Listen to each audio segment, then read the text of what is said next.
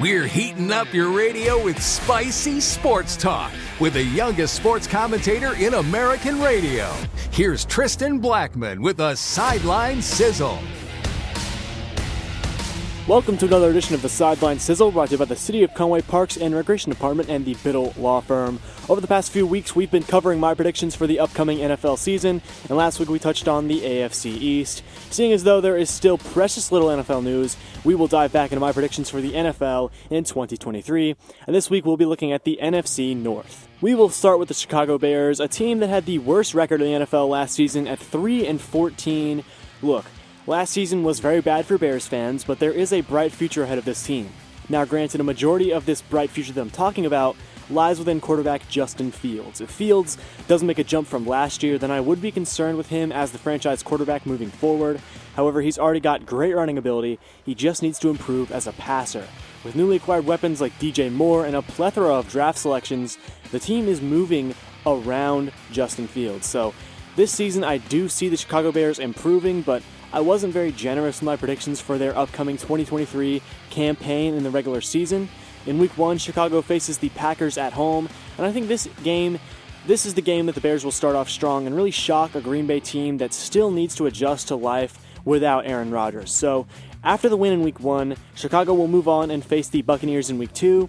Definitely a game I can see them winning, but I'm giving this one to the Buccaneers. Week 3, Chicago plays the Chiefs in Kansas City. That's a loss for sure in Week 3.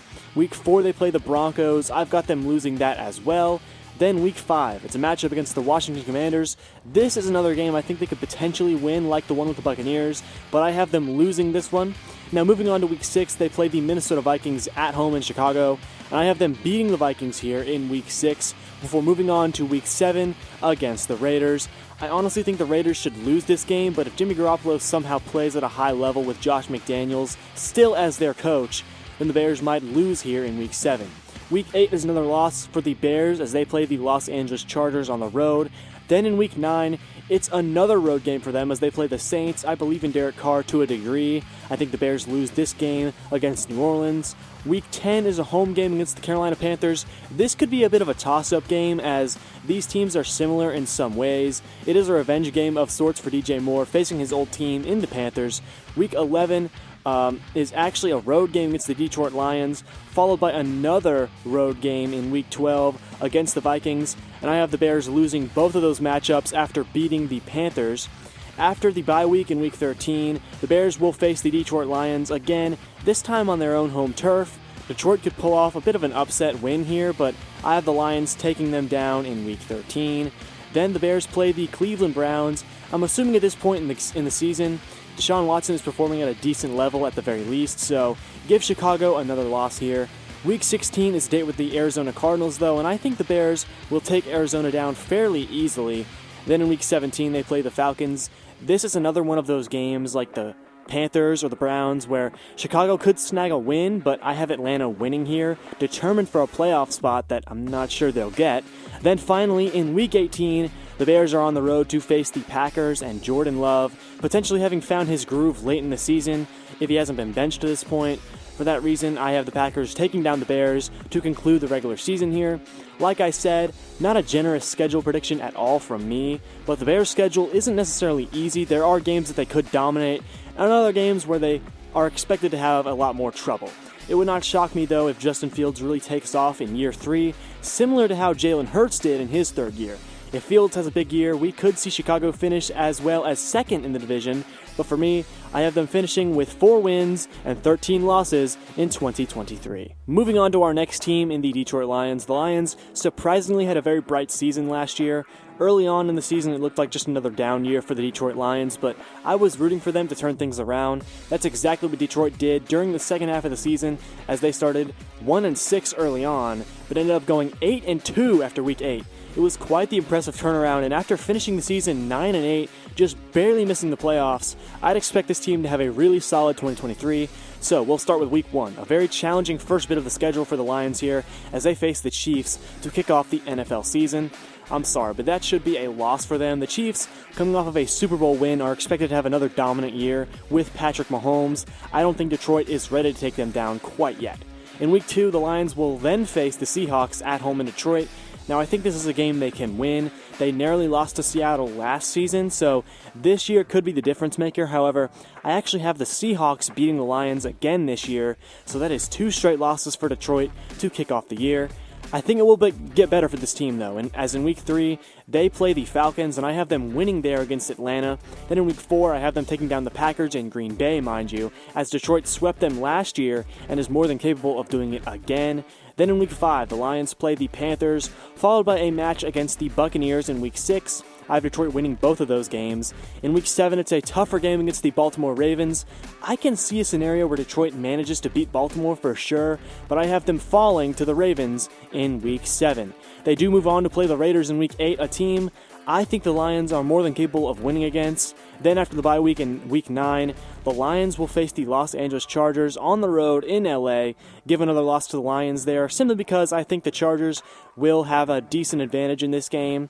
After that loss, I have Detroit going on a small winning stretch, as in Week 11 they play the Bears, whom I think Detroit can beat. Then it's a rematch against the Packers in Week 12, another win for Detroit, followed by a matchup with the Saints and their rematch with the Bears in Weeks 13 and 14. I think Detroit wins both of those games as well. However, in Week 15, they play my Denver Broncos, and maybe at this point, Denver still has a chance at making the playoffs. They'll be pushing hard to get there, and Sean Payton might cook something up nice. Give Detroit a loss here in Week 15, followed by 2 more losses in Weeks 16 and 17 as they face the Vikings and then the Cowboys. Now in Week 18, the final game of the season, they are at home to face the Vikings yet again, and here I believe Detroit will have a statement win to close out the season. I know I had them going on a bit of a losing streak there in the end, but all of that should be wiped away after a good win against Minnesota to finish off the year. That would push their record to 10-7, improving from last year's record of 9-8. I think Detroit can perform better than this. They are certainly capable of reaching as much as 12 or 13 wins, but for now, I think a 10-win season is a good estimate for 2023. Moving on to an NFC North team that just fell short last season in the Green Bay Packers. Aaron Rodgers is officially gone, and now it's up to Jordan Love to prove himself as Green Bay's next quarterback. The guy has been sitting on the bench for a while now. He was in the same draft class as guys like Joe Burrow and Justin Herbert, who were taken back in 2020. 3 years he's had time to sit and develop, and now he finally gets his chance to start a full season, assuming he's not benched for bad play. I've seen way too much hype around the Packers and Jordan Love, and I don't believe it for a second. We have seen only flashes of Jordan Love's play, and I have to say it's not nearly impressive enough to carry the Packers to a 10-win season. I'm not saying he's bad or will have a bad year, but this season should be a big wake-up call for Green Bay's front office if last season wasn't bad enough already. So, let's get started. Week 1, they are against the Chicago Bears on the road. I have them losing to open the season. Then in Week 2, another loss for Green Bay as they play the Falcons on the road in Atlanta. They could definitely beat this team, but I think the Falcons perform decently this season and should fare well against the Packers here. Then in Week 3, it's a game against the Saints, and I have Green Bay losing here as well. Give them another loss in Week 4 against the Lions, who swept them last year, and I expect them to do the same this year. Week 5 is a game against the Raiders. I think the Packers pick up their first win of the season here. Again, they could beat teams like the Bears or the Falcons early on, but I'm being a bit harsh with their prediction here. Following the bye week in Week 6, the Packers will face my Denver Broncos in Week 7, a game that Green Bay could win, but I doubt it. Now in Week 8, the Packers face the Vikings at home. I think they pick up a win in that game, followed by another win in Week 9 against the Rams. Week 10 is a game for them against the Pittsburgh Steelers, and I'm somewhat confident they lose this game. I expect Pittsburgh to really do some damage defensively in this one. Week 11 is another loss for Green Bay as they face the Los Angeles Chargers, who I expect to take them down relatively easily, but I could see the Packers winning somehow. Again, I doubt it, but Los Angeles is very keen to choke winnable games, which we saw several times last season. Week 12, they face the Lions, followed by the Chiefs in Week 13, so more losses there for Green Bay. Just not games I feel they have the advantage in whatsoever. Then, in Week 14, they play the Giants, and Green Bay could cause problems for New York, but I expect them to fall to Brian Daboll here, so yet another loss. Week 15 is where they finally see another win, though, as they face the Tampa Bay Buccaneers, who are also reminiscing about their previous quarterback. Week 16 is a matchup against the Panthers, which is a bit of a toss-up game, but I'm giving Carolina the benefit of the doubt. I think Bryce Young pulls his team together and wins here at home. Week 17 is another loss for the Packers as they play the Vikings on the road. This is another game they have a chance in, but I don't expect them to beat Minnesota here. And finally, to close out a very nasty season without Aaron Rodgers, the Packers, they get a comforting win against the Bears in Week 18 to wrap up 2023. I didn't expect to be so harsh when predicting their schedule, but Green Bay is just not the same team. They've lost some real talent on both sides of the ball, the elephant in the room being at quarterback. I admired some of their draft picks, but they weren't selections that I feel will propel this team forward this coming season. I also think that head coach Matt LaFleur has been overrated most of his career, and as a result, we'll get to see how much of a coach he really is when Aaron Rodgers isn't covering for some of his mistakes. With all of that being taken into consideration, I have the Green Bay Packers going 5-12 this coming season, seriously dropping off and potentially entering rebuild mode when it's all said and done. Jordan Love could be their future franchise quarterback, but right now, I just haven't seen enough of him to be convinced that he can ball out. So, I have the Packers seriously declining this coming season. The last NFC North team to look at is the Minnesota Vikings, who had an abbreviated finish to a great season last year. When I say great season, I mean record-wise. There are many games that they won that they didn't deserve to win, but like the saying goes in the NFL, or any sport for that matter, a win is a win. Minnesota had so many close games, I lost count about midway through the season. The Vikings had an impressive 13 wins last year, but 11 of those came from one-score games. That is ridiculous, and it proved in the end that Minnesota wasn't all they were cracked up to be, as they were eliminated in the wildcard round of the playoffs by the New York Giants. It was honestly sad the way their season ended, but they were just a very overrated team. I'm confident that they won't have the same level of success this coming season, especially because they've had to cut or trade a majority of the starters on their roster. I mean, they lost Patrick Peterson, they lost Za'Darius Smith, they lost Dalvin Cook, they lost Adam Thielen.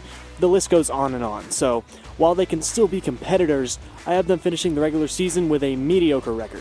Starting in Week 1, the Vikings face the Tampa Bay Buccaneers, a relatively easy first game for Minnesota. The Bucs will still have a lot to figure out, and the Vikings should beat them here. Then in Week 2, I have the Vikings losing to the Eagles. Pretty self-explanatory that a team like the Vikings would lose to the reigning NFC champions.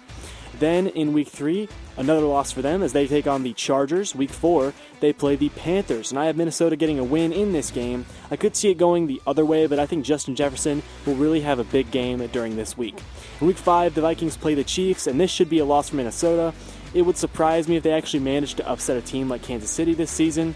Week 6, they are on the road to face the Bears, and after losing to the Chiefs, the Vikings could be out of sorts on the road here, so I've got them losing to Chicago in Week 6. I expect Justin Fields to have a very good game at home against a defense that hasn't improved whatsoever.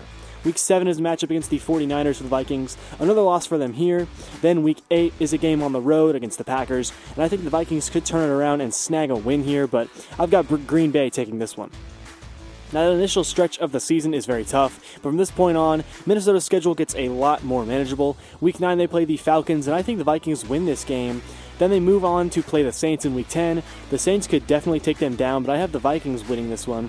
Then the Vikings will be on the road, going to Denver to play the Broncos. Now, I have Minnesota winning this game, but with the altitude in Denver, among other factors, it could go the other way.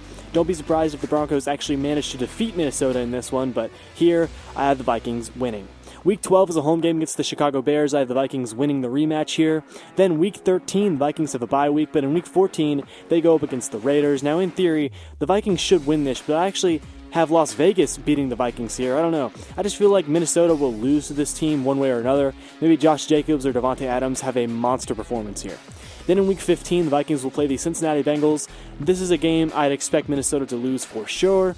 Weeks 16 and 17 are back-to-back home games against division rivals in the Lions and Packers, and I have the Vikings winning both here. I think Minnesota will split just about everyone in their division this season, and to finish it all off in Week 18, the Vikings will play the Lions once again, this time falling short and taking a loss. Detroit is bound for a good season and definitely beat the Vikings in both games, but here I have them winning in Week 18. So, with that, the Vikings would finish the season with an 8-9 record, just shy of a winning season. It's quite the drop-off from last season where they went 13-4, but look, Minnesota lost a lot of talent, and they overperformed last year. Not to mention they have a brutal schedule facing top teams like the Chiefs, Eagles, and Bengals. It just doesn't seem like this season will pan out for the Vikings, and the most possible wins I can see them getting is around that 10 or 11 win mark, which I doubt actually happens this year. That was my prediction for this coming NFL season in the NFC North.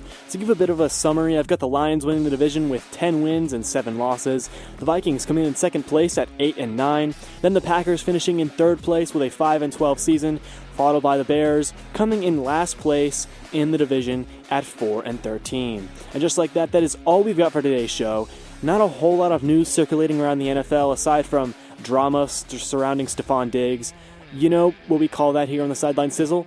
A nothing burger. A story that gets everybody talking, but ends up being a pointless discussion after all. Anyway, thank you all for tuning in as you've been listening to the Sideline Sizzle, brought to you by the City of Conway Parks and Recreation Department and the Biddle Law Firm. We'll catch you next week.